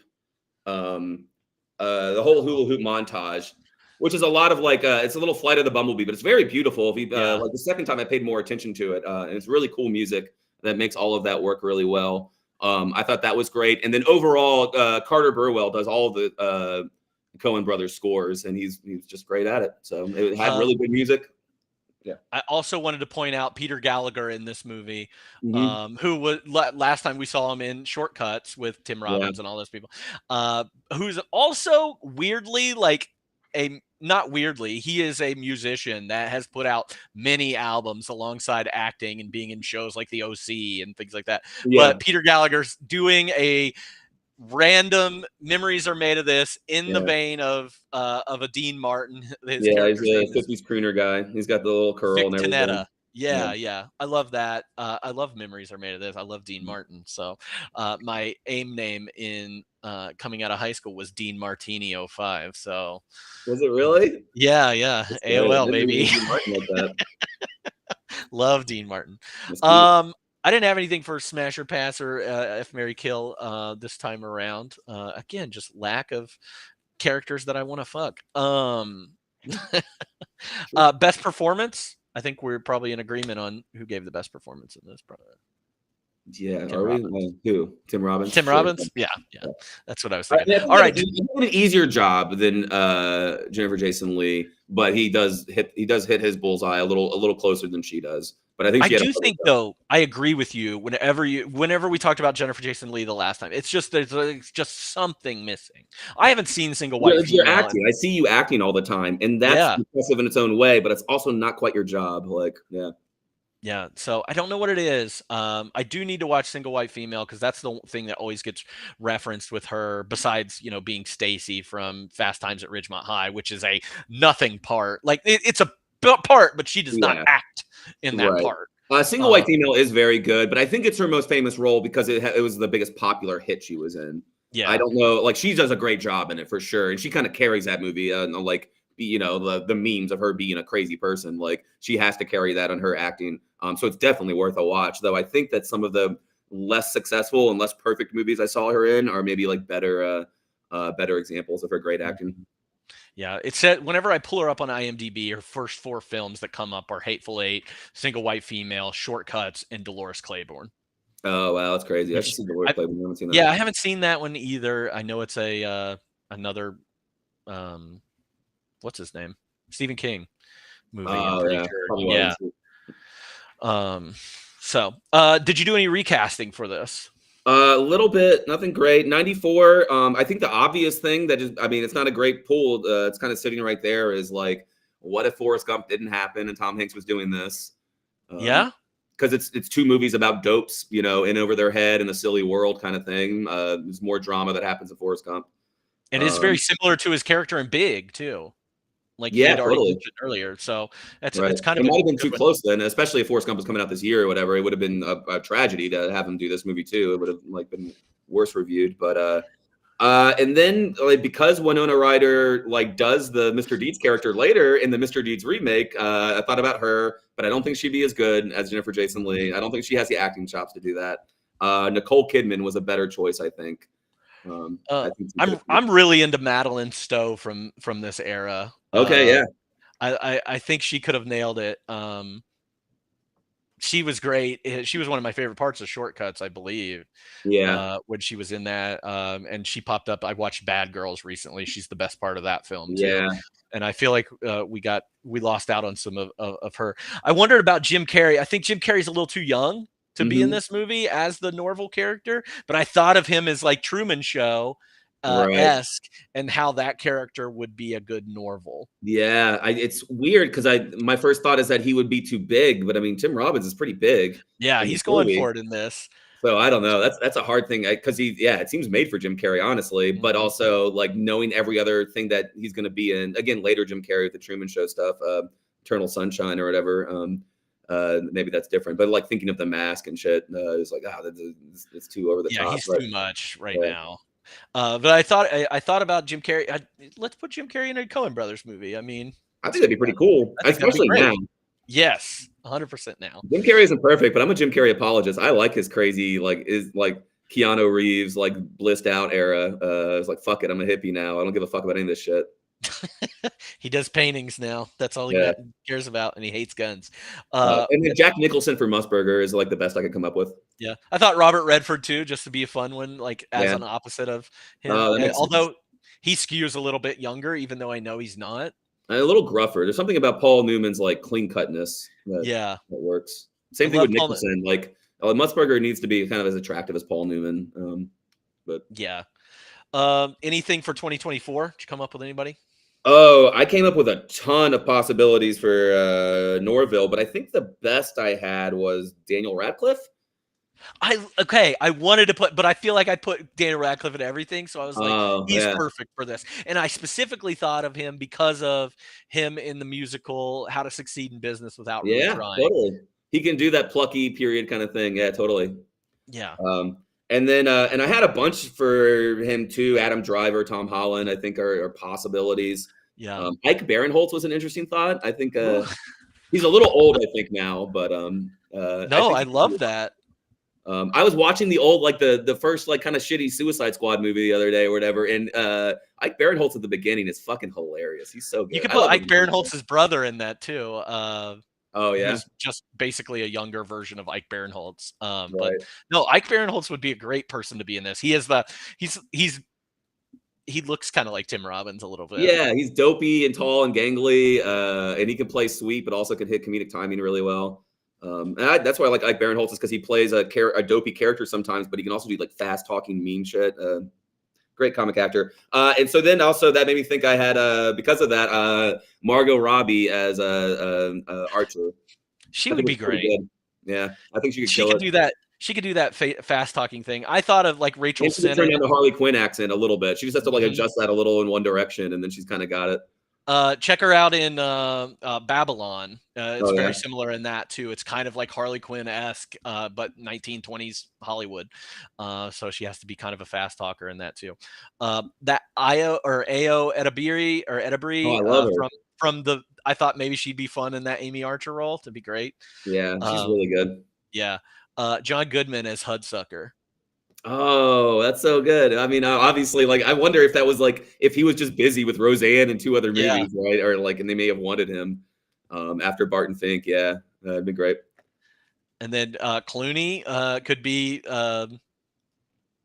what's it, the Paul Newman character, Musburger. Okay, yeah. How old was he here? I was thinking Clooney actually he not at this time period, but I think he has the chops to be the what's his face too, Norville in 94. Yeah, he would have been around the same age. I just don't think he's coming off of like sitcoms and say he's getting ready to do ER. He hasn't done any movies. Yeah. Actor at that point. So he's got good comic instincts, though. I love George Clooney. I had Michael Keaton for Musburger. Ooh, that'd be good. No, that's really good. It kind of feels like an uncreative, like doing the same thing again in 2024. Yeah. Yeah. No, there's this actor that I do put in a lot of things now for Norville that I want. His name's Skylar Gisondo. Terrible name. Skylar Gisondo. He is probably most famous for being in Booksmart. He's in the new Vacation movie that flopped. He's in Licorice Pizza was one of his big things. He's in Righteous Gemstones. He's okay. Yeah, but he's dopey enough. He could get the comedy down to it. I think he'd be a good one. Was it you telling me that the Vacation movie is actually pretty good? I love the Vacation movie. It's so stupid and everything, but no, I love Vacation. Yeah. So those were my ideas for it. Yeah, I love. I mean, some movies are easier than others, right? Because a lot of movies we watch are people doing archetypal things. Like I remember doing it with Reality Bites. Like who can really get like the Winona Ryder Lost like Gen X thing? Who can get the Ethan Hawke like sexy but also an asshole kind of thing? But like when you get to like a Coen Brothers thing, it's like these characters are so like created by the actors themselves. It's really hard to imagine other people doing them. Yeah. Fun facts. I did not do very well on my I have one fun fact that I found. Did you find anything that we haven't already talked about? Let's see. I mentioned a lot of these. I did like Bruce Campbell. Was offered an audition. His friends, the Coen brothers, who they've been friends for a while, offered him an audition, and he publicly said, like, they know me pretty well. They know my work. I'd be glad to take a role, but I'm not auditioning for them. And then they turned around and they were like, "You're right. You can have the role." It's incredible. Good flex by him. Yeah. And he's pretty much guaranteed a role. He could just tweet it now and Sam Raimi's like, okay, I've got a thing for you to do in this stupid movie. Come on. That's pretty awesome of him. The death of Waring Hudsucker was inspired by a real life incident. On February 3rd, 1975, Eli Black, the CEO of the United Fruit Company, smashed an office window with his briefcase and jumped to his death from the 44th floor of the Pan Am building in New York City. Oh, wow. That's crazy. Yeah. 45 with the mezzanine. Buzz Gunderson is the name of the character from Rebel Without a Cause. Oh, I did not. And it was also used. That's Marge's name in Fargo, Marge Gunderson. Oh yeah, it is. You're absolutely right. We'll use that one. And then the only other one I had, a lot of the city miniatures were, speaking of Tim Burton's Batman, a lot of those city miniatures were reused in Batman Forever and Batman and Robin, as well as a couple other movies, because they spent a lot of time making those miniatures very specific. So they got used a lot in other stuff. They never, like, I feel like we miss out on a lot of stuff these days. And this is not me getting on a soapbox and being like, hey, stop using green screen. But like, why don't we use miniatures as much? I saw a miniature the other day for the movie Dante's Peak. And it was a bridge miniature that they used to film like this river coming down. And I was like, that looks incredible. And does not look like it's such a beautiful art. I will get in the soapbox. I am bored to death of watching like overly designed and illustrated cartoon shit. Like all movies are cartoons now, and I'd rather see like cool animation instead of you trying to convince me it's not animation. Yeah. And I do think that like the computer stuff is really good, and we should just use miniatures and then clean things up. Like we should let miniatures shine and then like clean around it with digital effects. But the only place you could see something like this now, because there is something, again, very Wes Anderson and Coen Brothers about like the opening scene. It looks like a real city, but it doesn't look like a real city. So like when you want that kind of tone, you can get away with doing miniatures now, but it's like a tone choice, not like a thing we do in movies like regularly. One of the most egregious things I've seen about like using green screens and it comes of course from one of the Avengers movies, but it's a scene where Samuel Jackson is being shot on a green screen, and what it ends up being is a fucking apartment. Oh yeah. And I'm like, you can't tell me that you can't build an apartment set. Yeah, you have to. It's all green screen around him. It's insane. And I'm just like, what are we doing here? And that's not to shit on people doing, CGI work and stuff. But I'm like, people do great work. There's no doubt that people do great work, but it's become the Band-Aid for every problem. And then it becomes lazy. It just becomes lazy, and you don't want to have it's stressful to have an expensive shoot and to get everything to work right. So like, what if we could put everything on our own schedule and spend all the money in post-production, and then make the shoot as easy as possible for everybody? I get it, but like, we kind of miss out on a lot of cool movie making by doing that so much. And I just wonder about like some of the performances. How do you? It's a wonder like you get a performance out of Sam Jackson, in that kind of role. And some people do great ones, but then other people don't do as good as they were. Like they're getting ripped off as actors. We're getting ripped off as an audience because they're really having to do like heavy lifting by pretending to be somewhere or talking to someone. It's insane. But all right, off the soapbox now. Yeah, done. That's why we watch these movies and we're not watching new movies. But yeah, that's like, it for trivia. Yeah, Like a Fine Wine and Dish. If you could pair this with another movie for a double feature, what would you choose? We already talked about both of the ones I listed. Yeah. Mr. Deeds, and I'm not a big fan of actually the Capra one with Gary Cooper. It's good. It's not great. I think it's a good watch. I would recommend people watch Mr. D Goes to Town if they like it, would like an old Capra movie. If that's something they'd be into, they should watch it. But I do think that the Adam Sandler movie is exceptional. Yeah, I think the Adam Sandler movie does a way better job. Office Space, somebody mentioned here. We also talked about It's a Wonderful Life. Also, I don't like Gary Cooper in that role. I think honestly, if you would have put Fonda or what's his face from It's a Wonderful Life, Jimmy Stewart, they would have nailed that. Is it not Jimmy Stewart and Mr. Deeds? It's Gary Cooper. He belongs in it so much that my memory has him be the guy. Yeah. Yeah. I would have like lost a trivia question, a pub trivia, being like, oh, it's totally Jimmy Stewart. I've seen the movie, There's a movie that I love, and I don't feel like it goes along with the story as much as Mr. Deeds does in this, but it kind of has that frenetic energy that this movie has at times. I own it on Blu-ray. It is a Billy Wilder film. It is one of his probably lesser known ones. It's called 1, 2, 3, and it's got Jimmy Cagney in it, and it takes place. Jimmy Cagney is like the head of Coca-Cola in East Germany. Yeah. No, West Germany. Sorry, West Germany. Okay. And his daughter falls in love with a communist. Oh, wow. There's a lot of going back and forth over the East Germany, West Germany line in this movie, and you have that. I think it feels like a circus song that goes that like that's throughout the whole movie. Like set up kind of shit. Yeah. I do recommend 1, 2, 3. Great Billy Wilder movie that I found on TCM. You've seen more Billy Wilder than me. You've always told me. I still haven't seen Sullivan's Travels. You've always recommended a lot to me, and I've always wanted to watch them. Preston Sturgis, I guess. I mean, yeah.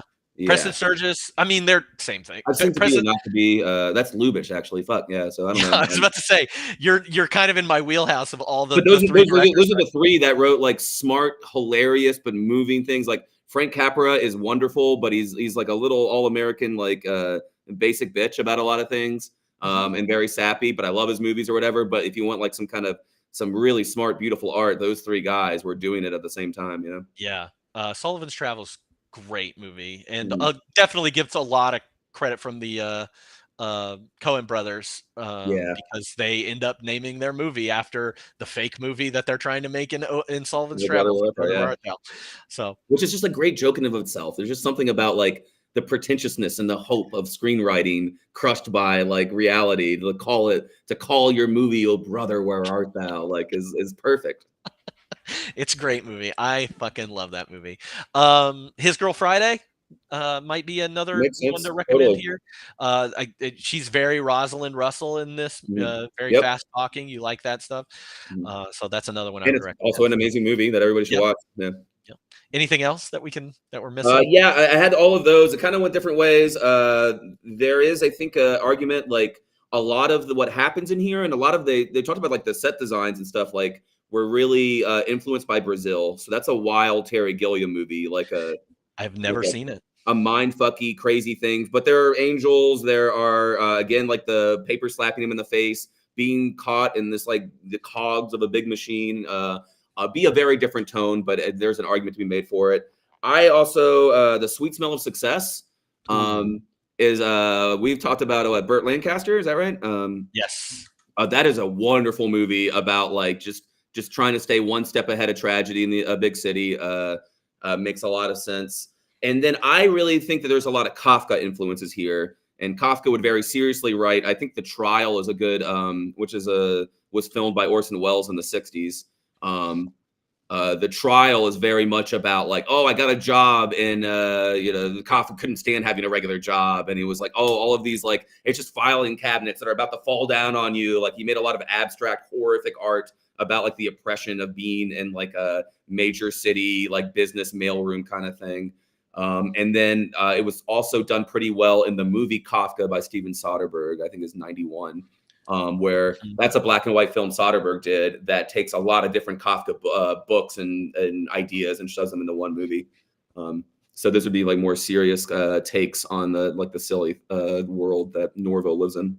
Oh, I love that. I Yeah. love that. Feel free to put anything in the chat if you have anything. We already had a couple people put some things that they would recommend alongside this movie. Office Space is actually funny because it is like very much what the jobs were like in the 2000s that Yeah. that the mailroom would feel like. I mean, it is like being in a pneumatic tube, like thing with like or in a mailroom or like a switchboard or whatever, with all of that nonsense you had to deal with. I actually turned and I was like, we need more pneumatic tubes in our world. I feel like we went away from pneumatic tubes too quickly. Yeah, I love them. they're very cool. Um, if you had to give it a rewatchability rating of 1 to 5, what would you give it? I would give this movie a 5 out of 5. Okay. Wow. I give it a 3 on rewatchability because it really is that part in the middle that really Yeah, bogs down for me. And if I caught it at the wrong time, I'm just like, I'm not.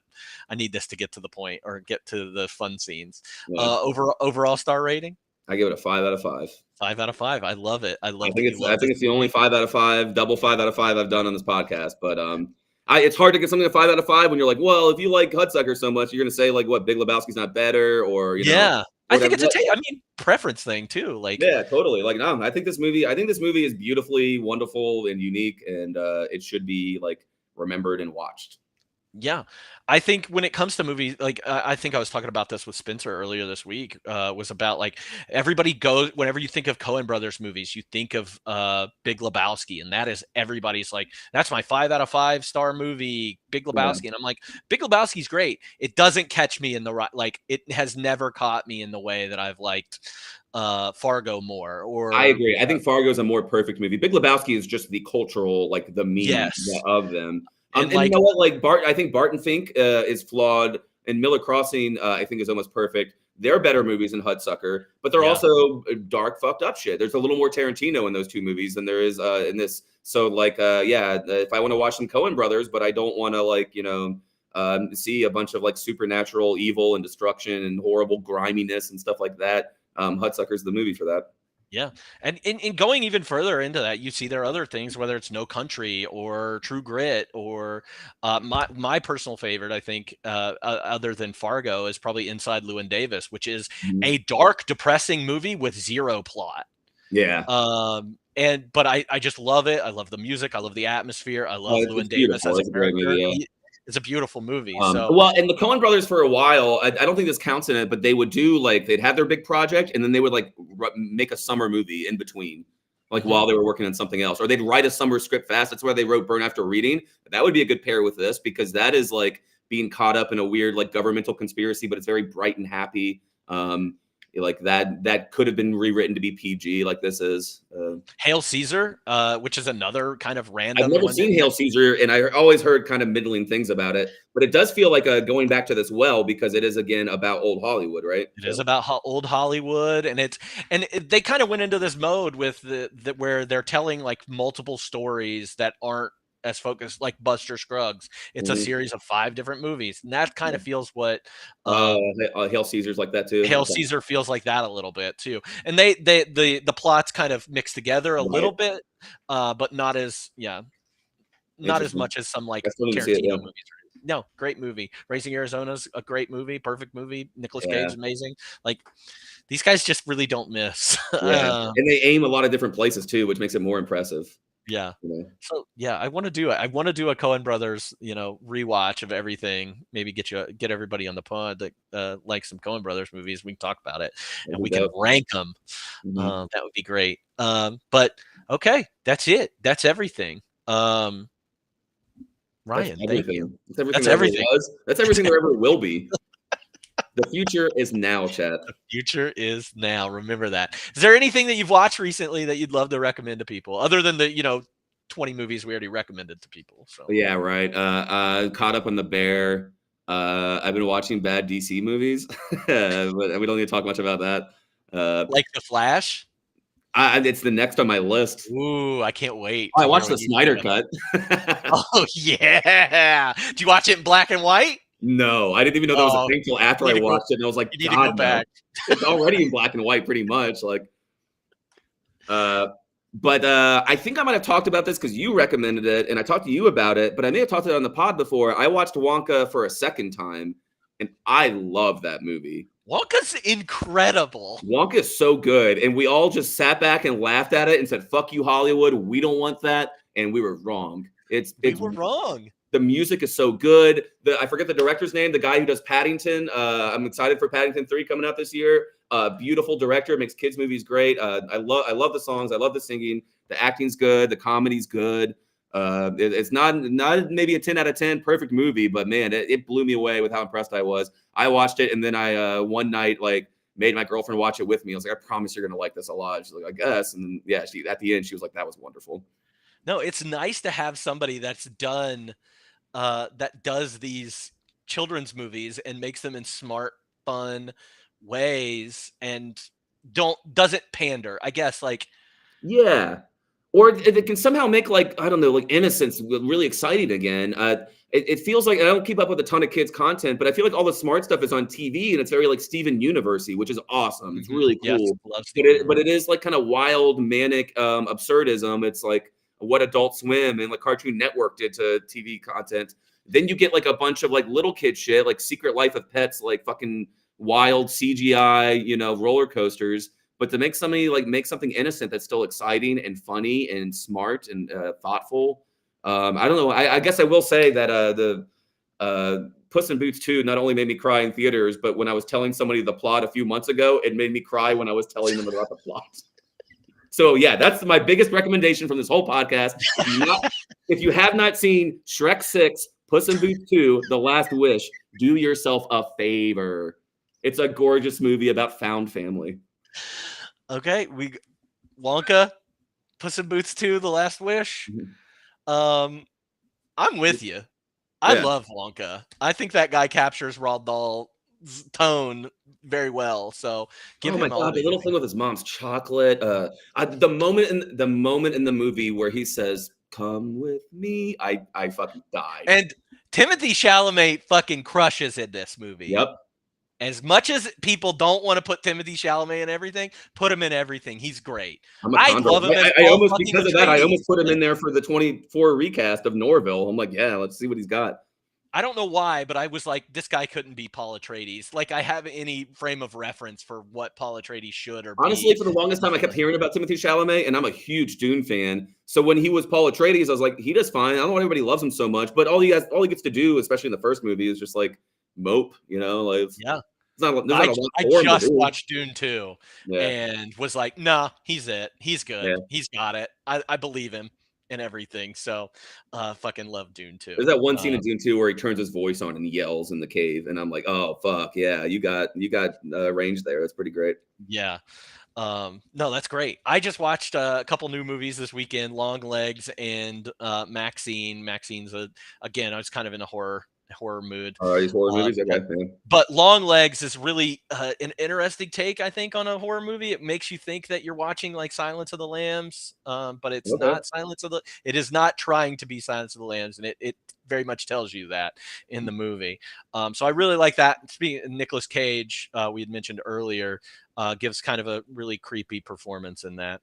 And then also I watched again another horror movie. I'm trying to catch up on like 2024 horror movie or 2024 movies. I watched Love Lies Bleeding, which is this like lesbian thriller, crime thriller. Kristen Stewart and Ed Harris is in it, and she's great. She's given out. I stand Kristen Stewart. She makes cool choices, and I was telling somebody the other day about how it's crazy how Kristen Stewart and Robert Pattinson have both overcome they really have Twilight to be just amazing actors. Surprisingly, I watched The First Omen, which I think is on Hulu now. Another horror movie, but it's a great prequel to that. Dune 2. Watch that, loved that. Civil War, watch that, loved that. Loved it. Civil War is good.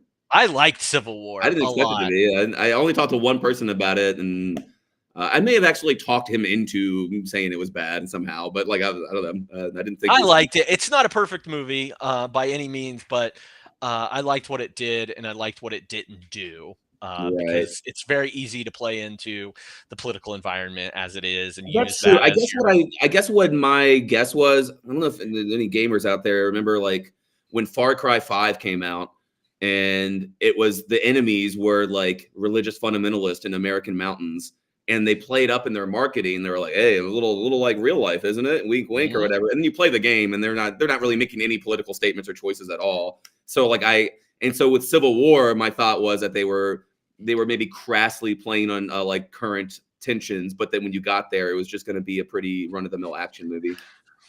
I did see this other movie that says it's kind of like it's horror-esque, but really it's more about like the trans experience. It's called I Saw the TV Glow. And cool.